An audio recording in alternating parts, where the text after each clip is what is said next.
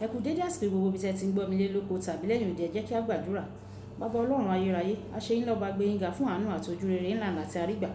A dúpẹ́ nítorí pé ẹ jẹ́ ká rí ọjọ́ àbámẹ́ta èyí tí ó kẹ́yìn nínú oṣù kọkànlá àti ọjọ́ tí ó kẹ́yìn nínú oṣù kọkànlá pàápàá. Ọlọ́run ògo ni fún orúkọ yín fún àánú àti oore ọ̀fẹ́ ńlá àti àrígbà. Ọ̀pọ̀ òjò ló ti rọ̀ tí ilẹ̀ ti fi mu, ṣùgbọ́n ẹ fi àánú dá wa sí. Olúwa, ẹ gbọ́ pé àti ìyìn wa. Ọ̀rọ̀ tẹ́ ò gbéyẹ̀wò lé ní ẹ jẹ́ kó ṣe ayé àti ọkàn wa ní rere. Ó má ṣe lòdì sí wa ní ọjọ́ ìdájọ́, nítorí tí a gbàdúrà lórúkọ Jésù Kristi Olúwa wa. Àmín, àmín ní orúkọ Jésù. Ìwé ọ̀run ṣíṣí tí a tẹ ọwọ́ olùṣọ́ àgùntàn yín náà kọ Adéjàre Adébóyè kọ. Èní ọjọ́ àbámẹ́ta ọgbọ̀njọ́ oṣù kọkànlá. Àkòrí tí a ò gbéyẹ̀wò lé ní sọ wípé Olúwa dìde, Olúwa dìde. A mú àkọ́sórí wa nínú ìwé orin Dáfídì orí ìkeje ẹsẹ̀ ìkẹfà. Orin Dáfídì orí ìkeje ẹsẹ̀ ìkẹfà. Dìde Olúwa ní ìbínú rẹ, gbé ara rẹ sókè nítorí ìkáàánú àwọn ọ̀tá mi, kí ìwọ kí o sì jí fún mi ní ìdájọ́ tí ìwọ ti pa ní àṣẹ. Nígbà tí a mú Bíbélì kíkà wá nínú ìwé Sámúẹ́lì kejì orí ìkejìlélógún ẹsẹ̀ ìkeje dé ìkẹwàá. Sámúẹ́lì kejì orí ìkejìlélógún ẹsẹ̀ ìkeje títí dé ẹsẹ̀ ìkẹwàá. Nínú ìpọ́njú mi, èmi ké pe Olúwa, èmi sì gbé ohùn mi sókè sí Ọlọ́run mi.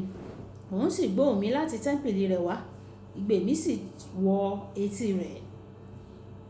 Ilẹ̀ sì mì, ó sì wárìrì, ìpìlẹ̀ ọ̀run wárìrì, ó sì mì nítorí ó bínú. Èéfín sì jáde láti imú rẹ̀ wá, iná láti ẹnu rẹ̀ wá, ó sì ń jó nírun. Èyí sì ni ó rán nípasẹ̀ rẹ̀. Ó tẹ orí ọ̀run ba pẹ̀lú, ó sì sọ̀kalẹ̀, òkùnkùn biribiri sì ń bẹ ní abẹ́ tẹlẹsẹ̀ rẹ̀.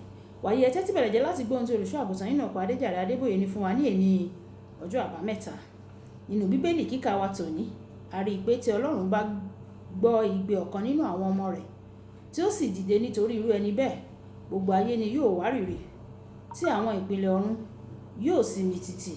Èyí túmọ̀ sí pé tí Ọlọ́run bá dá sí nǹkan, a ó rí ipa rẹ̀ lẹ́sẹ̀kẹsẹ̀.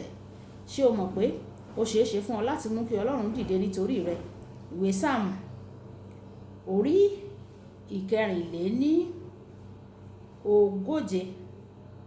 orí ìkẹrìnléníogóje ẹsẹ̀ ìkarùn-ún dé ìkẹfà sọ pé Olúwa tẹ ọ̀run ba, kí ó sì sọ̀kalẹ̀, fọwọ́ kan àwọn òkè ńlá, wọn ò sì rú bí èéfín. Dìde, kí o sì tú wọn ká, ta àwọn ọfà rẹ̀, kí o pa wọ́n run. Nígbà tí ogun tí ó dojú kọ bá pọ̀jù fún ọ, tí o sì nílò ìdásí látòkè wá kíákíá, ó lè béèrè ní pàtó kí Ọlọ́run dìde, kí ó sì sọ̀kalẹ̀ wá sí ayé nítorí rẹ̀. Yóò sì ṣe bẹ́ẹ̀. Ọlọ́run jókòó ní ọ̀run, ó sì ń darí ayé gẹ́gẹ́ bí ohun tó ṣẹlẹ̀ ní ayé, nítorí ayé ni àpótí ìtìsẹ̀ rẹ̀.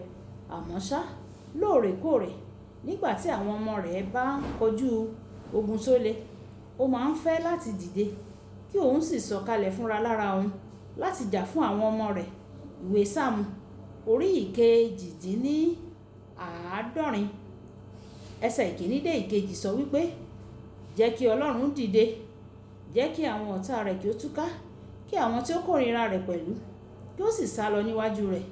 Bí èéfín ti ń lọ, bẹ́ẹ̀ ni kí ó sì lé wọn lọ. Bí idà ti ń yọ níwájú iná, bẹ́ẹ̀ ni kí àwọn ènìyàn búburú ṣègbé níwájú Olúwa.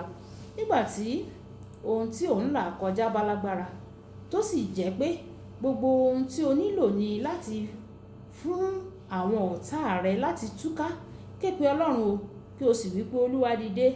Ó sọ nínú orin Dáfídì orí 50 ẹsẹ̀ ìkàndógún pé kí o pe òun ní ọjọ́ ìpọ́njú, yóò sì dá ọ lóhùn. Mo ti ṣàwárí nínú Bíbélì àti ìrírí èmi tìkálára mi pé nígbàkúgbà tí ọmọ Ọlọ́run tòótọ́ tó bá ń la ohun tó lágbára kọjá, tí ó bá ké pe Ọlọ́run láti dìde ja ogun náà, Ọlọ́run máa ń farahàn o. Nínú ìwé àwọn ọba kejì orí ìkọkàndínlógún ẹsẹ̀ ìkẹrìnlá títí dé ẹsẹ̀ ìkọkàndínlógún, ọba Hezekiah ké pe Olúwa nígbà tí àwọn ẹgbẹ́ ogun ńlá pinnu láti gbógun ti Júdà. Ó mọ̀ pé Júdà kò lè dojúkọ àwọn ogun alágbára ti Asiria. Nítorí náà, ó fi ẹjọ́ náà sùn Ọlọ́run. Ọlọ́run dìde fún Júdà, àti pé ní alẹ́ kan, áńgẹ́lì Ọlọ́run lọ sínú ibùdó àwọn ọmọ ogun Asiria, ó sì pa jagunjagun tó fẹ́ẹ̀ tó 200,000. Hesekiah kò tilẹ̀ nílò láti kó àwọn ọmọ ogun jọ láti bá Asiria jà. Ọlọ́run fúnra rẹ̀ ni ó yanjú wọn o. Olùfẹ́, má ṣe kárìbọnú o nígbà tí o bá ń la ìdojúkọ ohunkóhun kọjá o. Képe lẹ́sẹ̀kẹsẹ̀, képe Ọlọ́run yóò sì dìde dájúdájú láti gbà ọ́ sílẹ̀. Kókó àdúrà: Olúwa dìde kí o sì ja àwọn ogun mi fún mi. Ẹ jẹ́ á sọ pé bàbá mi, Olúwa dìde nínú agbára rẹ̀ kí o sì ja àwọn ogun mi fún mi. Gbogbo àwọn ogun tó dojúkọ mí, Ọlọ́run dìde kí o gbà mí. Jà fún mi kí ẹ̀rù kí ó bà mí. Ògo ni fún orúkọ rẹ nítorí tí o ti ṣe bẹ́ẹ̀. Olúwabùkọ́lá Ayako ní orúkọ mi. Ẹ máa bá mi like, kẹ́ máa share kí àwọn ènìyàn kí wọ́n lè jẹ àǹfààní ọ̀run ṣíṣí Yorùbá. Ó dàbọ̀.